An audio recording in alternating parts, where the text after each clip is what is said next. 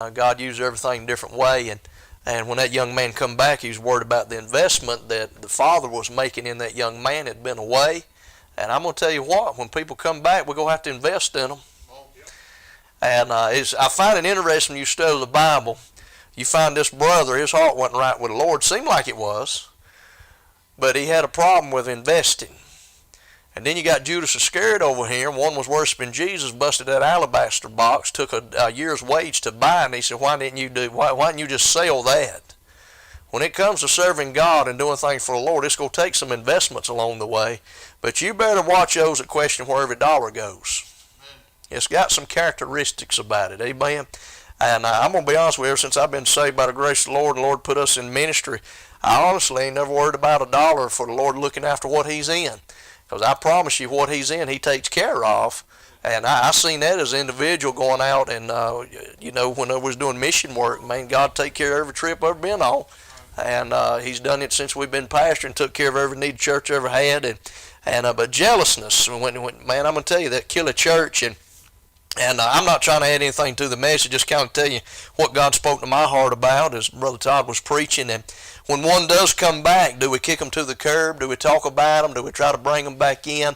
I believe a man's got to prove himself. I understand that. But in Galatians chapter 6, verse 1 said, Brethren, if a man be overtaken in a fault, ye which are spiritual, restore such a one in a spirit of meekness, considering thyself, lest thou also be tempted. Those that are spiritual. I'm afraid most of the time the folks that's trying to say they're concerned about the one overtaken in a fault, they're not spiritual. And they try to beat them up, and they backbite, and they gossip about them, this, that, and the other. But I'm going to tell you, when you're trying to restore somebody, that ain't what you're trying to do. That's not what you do. When you're spiritual, he's talking about sometimes you have to confront things, and you have to. That's a Christian life, that's Christian faith. And then you have to take it to the Lord. And then you do it with a spirit of meekness. I've had people try to correct me in some things, and it wasn't out of meekness, it was out of anger. Amen. Meekness is quiet. It's temperate. It's long-suffering. It's not yelling. It's not hollering. It's not screaming. It's not fighting. Meekness is a calm, quiet spirit, if you will. And I'm telling you, that's how you know whether or not you've been corrected in spirit or not. A lot of times got a good indication on it. I've seen a lot of times I want to lose my temper and everything else and get mad and stuff, but the Spirit of God wouldn't let me. The Spirit of God wouldn't let me. And the reason that you do it that way, the last part of that verse, considering thyself, we must understand what you might be trying to help today, or what you might be trying to talk about somebody else today. It may be in your house tomorrow, or may even be tonight before the sun goes down. And we got to consider ourselves. That's why I've always tried to be real careful and not talk about nobody else's youngins. Because I've got a couple myself.